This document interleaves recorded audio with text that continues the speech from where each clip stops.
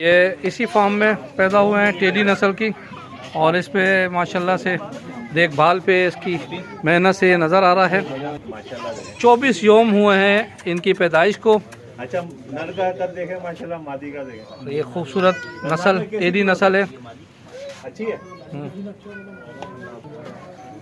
ये बकरों के शौकीन हमारे दोस्त ताजिर, और ये अभी से फैसला हो जाएगा कि अगले साल ये कौन तैयार करके लेके जाएगा इसको। नर का वजन ज़्यादा उठाए नर को। ये देखें, एक इसमें नर है और एक मादा है, और ये बच्चे भी इनसे खूब खुश हो रहे हैं। ये देखें दोनों माशाल्लाह से, ये इनकी नस्ल क्या नाम है?